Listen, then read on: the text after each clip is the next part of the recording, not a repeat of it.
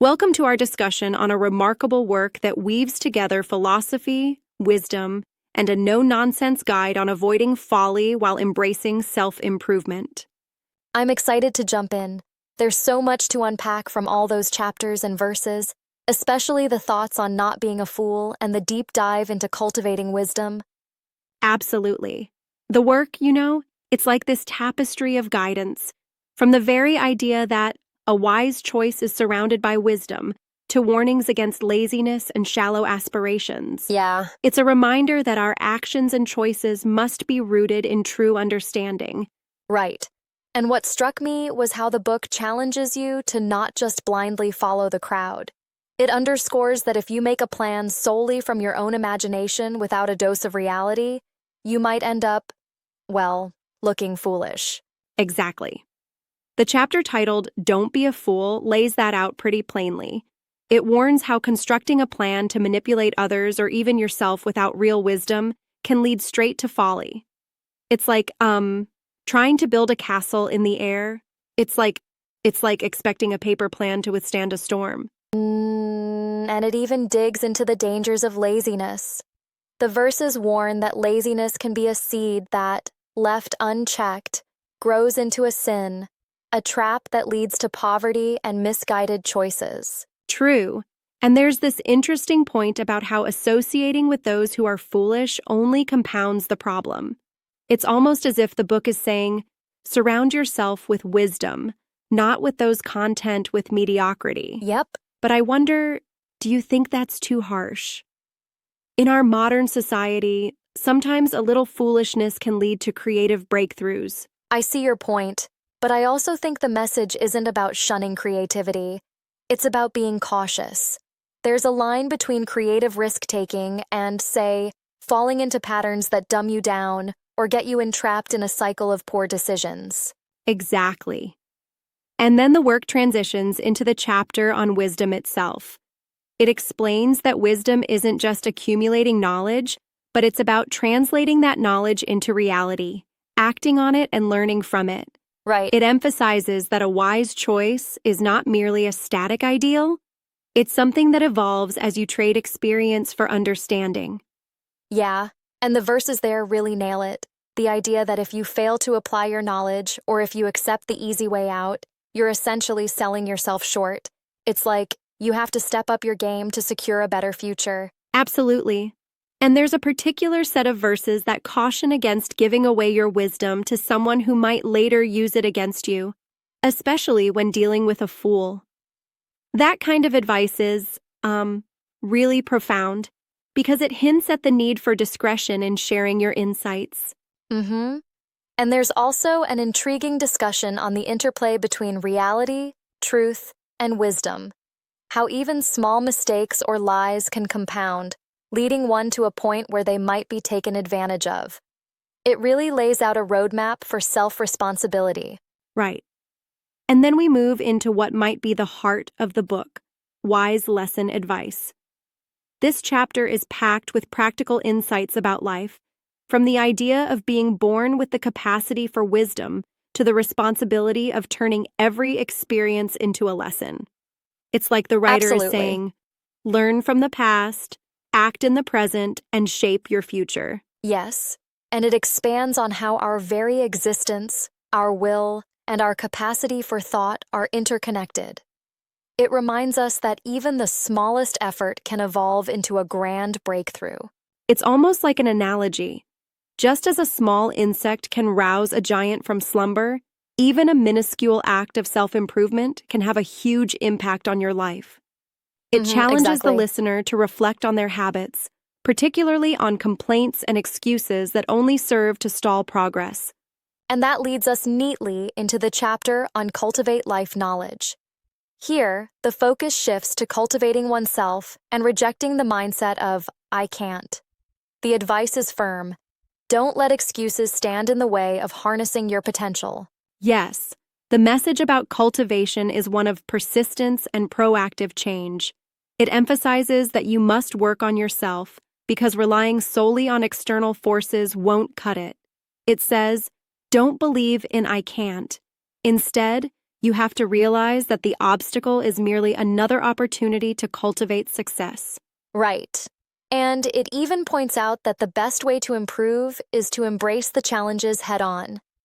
The book underscores that sometimes your self-improvement efforts might attract envy or backlash, so it advises keeping your progress focused and sometimes under the radar.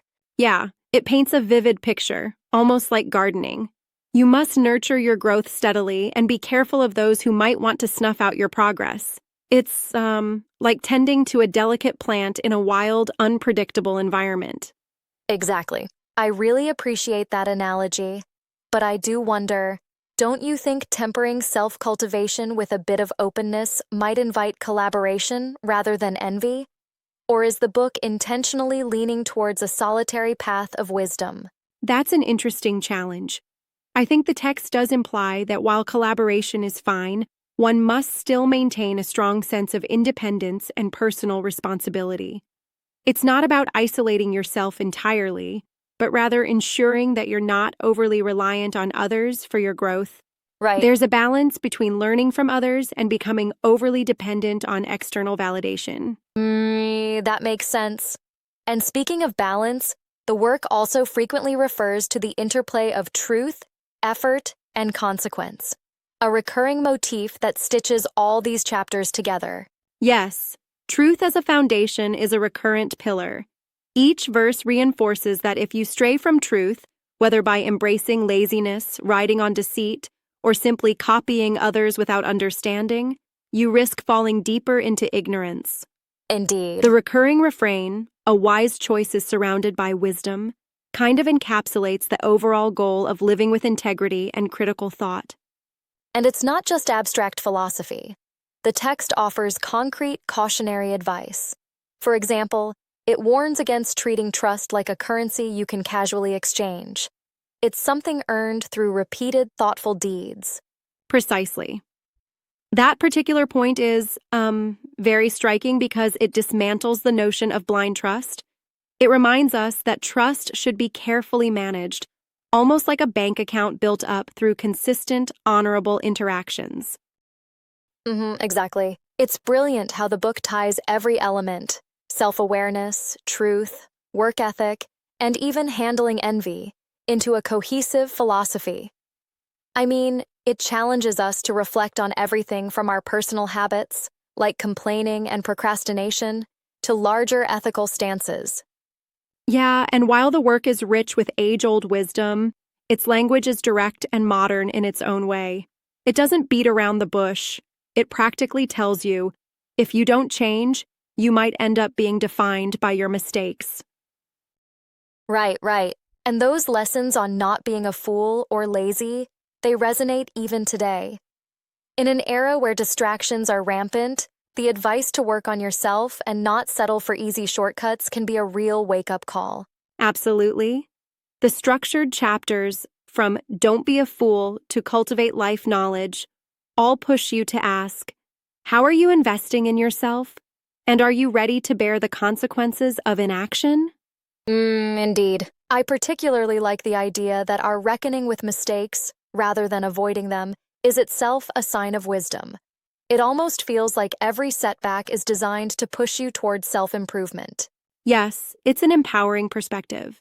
Instead of viewing faults as final failures, the book suggests that mistakes are just signals, clues telling you to adjust your course, kind of like recalibrating on a long journey. Absolutely, recalibration, yes. There's also that gritty advice about taking direct action. How complaining without acting only reinforces your limitations. I mean, who hasn't felt stuck and tempted to just vent instead of making a change? True, and the insistence on less talk, more action is a timeless lesson. It reminds you that every moment spent lamenting is a moment wasted in building the future you want. It's like, choosing to be the captain of your destiny rather than a bystander in your own life. Exactly. I also noted some verses that warn about the dangers of copying others' actions without understanding the underlying wisdom. It's a nudge against imitating for the sake of imitation, which, frankly, is pretty common these days. Right. Copying without comprehension effectively robs you of genuine growth.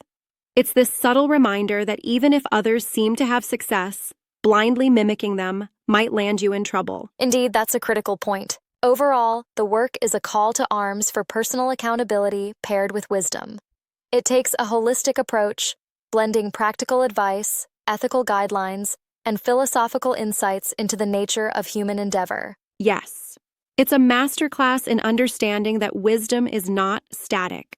It's about continuously refining your choices, staying alert to the traps of laziness and deceit, and working diligently to cultivate a life that's rich in knowledge and truth. Absolutely. And the recurring assertion, "a wise choice is surrounded by wisdom," really anchors the whole message. It's a subtle yet powerful reminder every time you read a verse. Definitely. It drives home the idea that true success isn't about shortcuts. It's the sum of your deliberate, thoughtful actions coupled with integrity.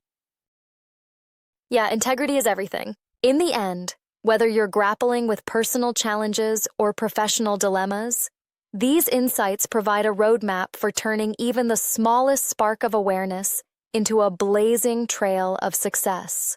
Well said. And it reminds us that while life can be unpredictable, filled with challenges and setbacks, it's our will, our commitment to self-improvement, and our dedication to truth that ultimately pave the way for genuine achievement. Absolutely. I think this conversation really underscores how timeless these lessons are. There's a real beauty in the blend of practical advice with philosophical depth, urging us to never stop growing. Yes, and as we wrap up, it's key to remember that the journey toward wisdom is ongoing. There are no shortcuts to cultivating a well-rounded, purposeful life, only the steady, informed choices we make every day. Right on. Thanks for the engaging dialogue. It's clear that whether we're reading ancient texts or modern advice, the call remains the same: to never settle for less than our best selves. Exactly. And by keeping our focus on truth, effort, and growth, we can steer clear of foolish mistakes and embrace life with a mind driven by wisdom. Thanks for the conversation, and here's to making wise choices every day.